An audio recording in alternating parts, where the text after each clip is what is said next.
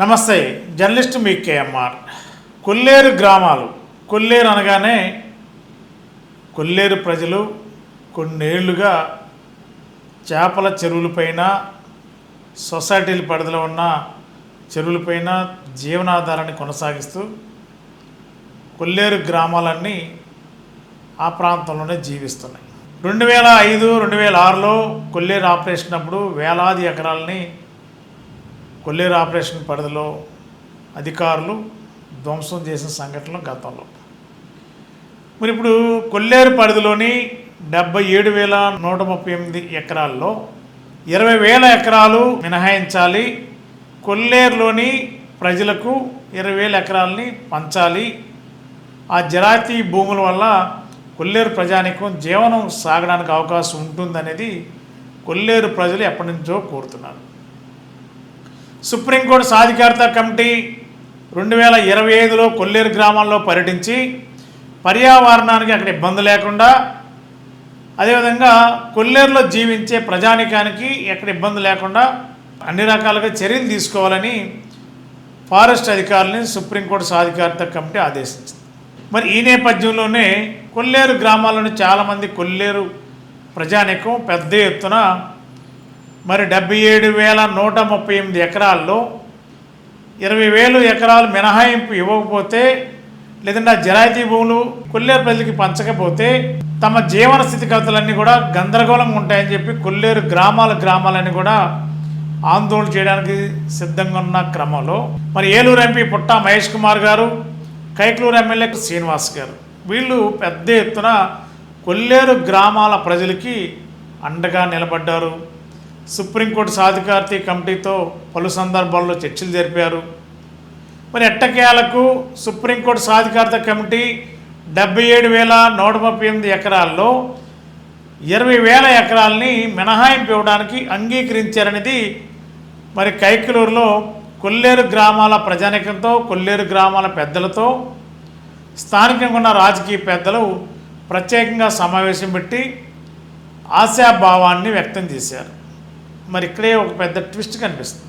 Supreme court సాధికారత కమిటీకి ఈ కొల్లేరు గ్రామాల్లోని ఎన్ని ఎకరాలు మినహాయించాలి, ఎన్ని వేల ఎకరాలు మినహాయించాలి, సమగ్రమైన రిపోర్ట్ని సుప్రీంకోర్టు సాధికారత కమిటీకి మరి జిల్లా నుంచి, జిల్లా అధికార యంత్రాంగం కానీ, రాష్ట్ర ప్రభుత్వం నుంచి కానీ ఇప్పటి వరకు ఎలాంటి రిపోర్ట్ కానీ ఇవ్వలేదట మనకున్న సమాచారం. మరి అలాంటి సమాచారం ఇవ్వకుండానే సుప్రీంకోర్టు సాధికారత కమిటీ మరి కొల్లేరు గ్రామాల ప్రజానికానికి ఊరట కలిగేలా 77,138 ఎకరాలలో జరాయితీ భూములు 20,000 ఎకరాలని మినహాయింపు ఇవ్వడానికి అనుమతి ఇవ్వడం, అవకాశం కల్పించడం సాధ్యమేనా అని ప్రశ్న కొల్లేరు గ్రామాల ప్రజానికంలోనే వ్యక్తం అవుతుంది. మరి ఇంకా 6 నెలల్లో స్థానిక సంస్థల ఎన్నికలు జరుగుతాయని ఆంధ్రప్రదేశ్ ప్రభుత్వం ఒక ప్రణాళికాబద్ధంగా అడుగులు వేస్తుంది. కాబట్టి ఎన్నికల ప్రక్రియలో మరి దాదాపుగా వేలాది మంది కొల్లేరు గ్రామాల ప్రజానికం మరి రేపు భవిష్యత్తులో జరిగే స్థానిక సంస్థల ఎన్నికలలో మరి ఈ ఓట్ బ్యాంక్ని కూటమి వైపు తిప్పుకోవడానికి ఇదొక రాజకీయ క్రీడ అని కూడా కొల్లేరు గ్రామాలకు సంబంధించిన కొంతమంది కొల్లేరు కీలక పెద్దలే చెప్తున్నారు. మరి అలాంటప్పుడు నిజంగా జరాతీ భూములు 20,000 ఎకరాలని 77,138 ఎకరాల నుంచి మినహాయించడానికి సుప్రీంకోర్టు సాధికారత కమిటీ నిజంగా మినహాయింపుకి సూచనప్రాయంగా అంగీకారం తెలిపిందా లేదా అంటే అధికారుల నుండి ఎవరు కూడా ఈ సమాచారం చెప్పాల. సార్, రాజకీయ నాయకులు అంటారా, రాజకీయ పరంగా వాళ్ళ అవసరాల కొద్దీ, రాజకీయ ప్రయోజనాల కొద్దీ రాజకీయ నాయకులు చెబుతూ ఉంటారు. కానీ చట్టబద్ధతతో కూడిన లేకపోతే చట్టబద్ధత ఉందని చెప్పాలంటే అధికార యంత్రాంగం చెప్పాలి. మరి కైకలూరులో జరిగిన కొల్లేరు పెద్దలు, కొల్లేరు ప్రజానికంతో జరిగిన సమావేశంలో రెవెన్యూ, ఫారెస్ట్ డిపార్ట్మెంట్కి సంబంధించిన అధికార యంత్రాంగం ఉన్నారు. మరి వాళ్ళు ఎవరో కూడా చాలా క్లియర్గా ఎక్కడ కూడా ఖచ్చితంగా 77,138 ఎకరాల్లో 20,000 జరాయితీ భూముల్ని మినహాయించి కొల్లేరు ప్రజలకి పంచడానికి సుప్రీంకోర్టు సాధికారత కమిటీ అంగీకరించిందని ఎక్కడ అధికారులు నోరు మెదిపి చెప్పలేదు. మరి రాజకీయ నాయకులు అయితే చెప్పారు. మరి దీన్ని ఎట్లా విశ్వసించాలి?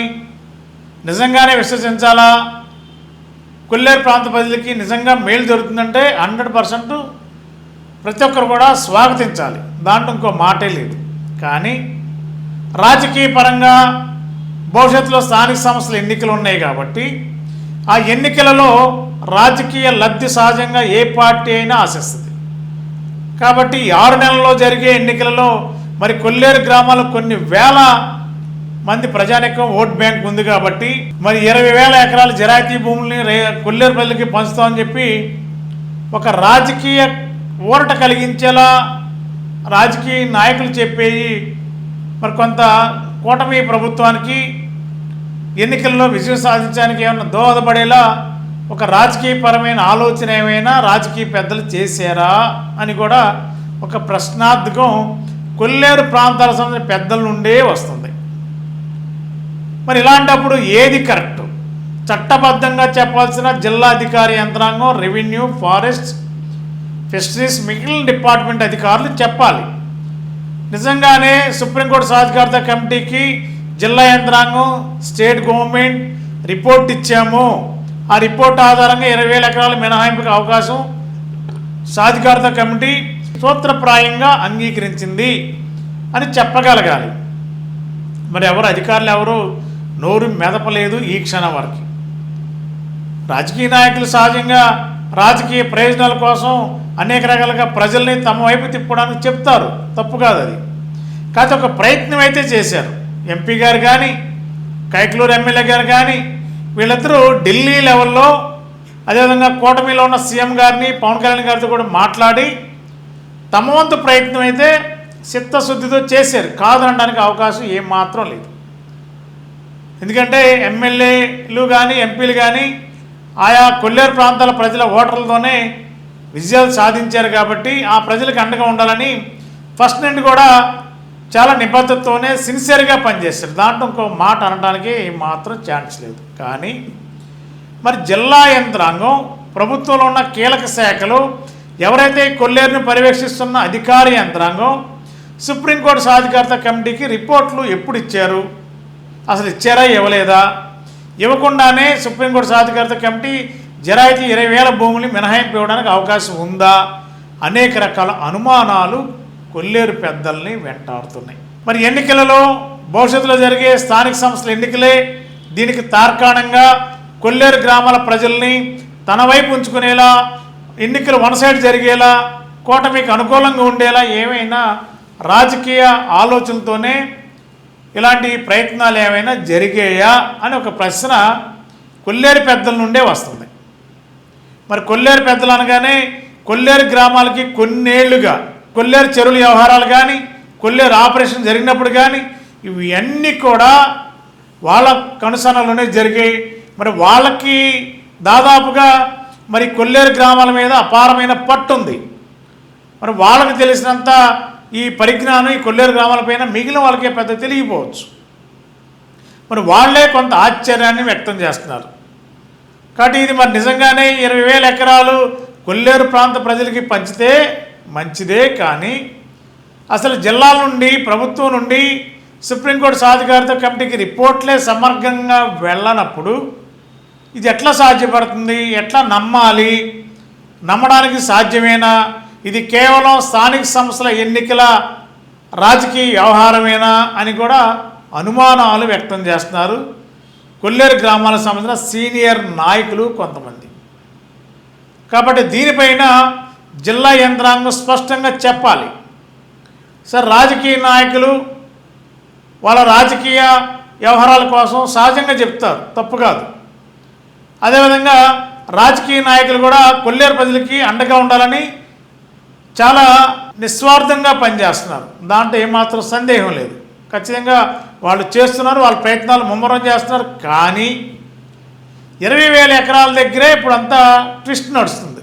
నిజంగానే సుప్రీంకోర్టు సాధికారత కమిటీ ఒప్పుకుందా లేదనేది దీనికి అధికారుల నుండి క్లారిటీగా చెప్తే తప్ప కొల్లేరు ప్రజలు దీన్ని విశ్వసించే అవకాశం ఉందా లేదా అనేది స్పష్టంగా అర్థం కావాలంటే, స్పష్టంగా తెలియాలంటే అధికార యంత్రాంగం నుండి మాత్రమే ఈ స్టేట్మెంట్ రావాలి. ఖచ్చితంగా సుప్రీంకోర్టు సాధికారత కమిటీ అంగీకరించింది. 20,000 ఎకరాలు కొల్లేరు ప్రజానికానికి జరాయితీ భూములు పంచడానికి అంగీకారం తెలిపిందని రెవెన్యూ డిపార్ట్మెంటు, అదేవిధంగా ఫారెస్టు, మిగిలిన సంబంధించిన శాఖల అధికారులు, ఆ శాఖలకు సంబంధించిన కీలక వ్యక్తులు చెప్పాలి. మరి వాళ్ళ వైపు నుంచి ఇప్పటి వరకు ఎలాంటి రెస్పాన్స్ ఈ క్షణం వరకు లేదు. అంటే రాజకీయ నాయకులు మాత్రమే చెప్తున్నారంటే మరి దీంట్లో ఎంత నమ్మశక్యంగా ఉంది అనేది ప్రశ్న. మరి ఇప్పటికైనా కొల్లేరు ప్రాంతాలకు సంబంధించిన ఈ కొల్లేరు విషయంలో రెవెన్యూ, ఫారెస్ట్ డిపార్ట్మెంట్ అధికారులు నోరు మెదపాలి, చెప్పాలి. నిజంగానే సుప్రీంకోర్టు సాధికారత కమిటీ అంగీకారం తెలిపారని చెప్తే, ఖచ్చితంగా సుప్రీంకోర్టు సాధికారత కమిటీ అంగీకరించిందని చెప్తే కొల్లేరు గ్రామాల ప్రజలు వేల మంది ఈ ప్రభుత్వానికి, అదేవిధంగా అధికారులకి అండగా ఉంటారు. అధికారులు చెప్పింది నిజమేనని చెప్పి విశ్వసిస్తారు. దీనిపైన స్పష్టమైన ప్రకటన అధికారుల నుండి మాత్రమే రావాలి. రాజకీయ నాయకుల నుండి ఆశాభావం వ్యక్తం చేయడం తప్పు కాదు. తన నియోజకవర్గంలో ఉన్న ప్రజలకి, తన పార్లమెంట్లో ఉన్న ప్రజానికానికి మంచి జరగాలి, ప్రజలకు మంచి జరగాలి, కొల్లేరు ప్రజలకు మంచి జరగాలని కోరుకోవడం తప్పు కాదు. వాళ్ళ బాధ్యత అది. ఖచ్చితంగా చెయ్యాలి, ఒక భరోసా కలిగించాలి, ప్రయత్నం చేయడం తప్పు కాదు. కానీ అధికారులు ఎవరు నోరు మెదపట్లేదంటే దీని మీదే కొన్ని అనేక రకాల సందేహాలు, అనుమానాలు ఉన్నాయి. దీన్ని నివృత్తి చేయవలసిన అవసరం అధికార యంత్రాంగానికి ఉంది. మరి రాజకీయ నాయకులు స్థానిక సంస్థల ఎన్నికల ట్విస్టా, లేదంటే అధికారులు సుప్రీంకోర్టు సాధికారత కమిటీ నిజంగానే 20,000 ఎకరాల మినహాయింపుకి అవకాశం వచ్చిందా? వస్తే అధికార యంత్రాంగం ఇప్పటికే స్పష్టమైన సమాచారం కొల్లేరు గ్రామాల పెద్దలకు కానీ ప్రజలకు కానీ ఇస్తే నిజంగా ఇది 100% చాలా సక్సెస్ కార్యక్రమంగానే భావించాలి. కొల్లేరు ప్రజలకి భారీ ఊరటగానే భావించాలి. మరి దీనిపైన అధికార యంత్రాంగం నోరు మెదుపుతుందా లేదా చూడాలి. Thank you. మోటార్ సైకిల్ ప్రియులకు శుభవార్త. ఇప్పుడు మన ఏలూరు ఎస్ఆర్కే బైక్స్ లో ప్రపంచ ప్రఖ్యాతి పొందిన Java, SD, BSA motor cycles అందరికీ అందుబాటులో ఉన్నాయి. ఈ లెజెండరీ బ్రాండ్స్ ని స్వయంగా టెస్ట్ డ్రైవ్ చేసి ప్రత్యేకమైన అనుభూతిని పొందండి. 4 సంవత్సరాలు లేదా 50,000 కిలోమీటర్స్ వరకు వారంటీ, రోడ్ సైడ్ అసిస్టెంట్స్ వంటి ఎన్నో ఆధునిక ఫీచర్స్ తో మన ఎస్ఆర్కే బైక్స్ లో మీ సొంతం చేసుకోండి. సర్వీస్ గురించి చింత అవసరం లేదు. అత్యాధునిక ఫీచర్స్ కలిగిన సర్వీస్ ఎల్లవేళలా మన ఏలూరు ఎస్ఆర్కే బైక్ షోరూమ్ లో అందరికీ అందుబాటులో ఉంటుంది. మా address SRK bikes, Reliance petrol bunk దగ్గర, Vasant Mahal centre, GNT road, Eluru. మా ఫోన్ నెంబర్స్ 8179353366, 8179453366.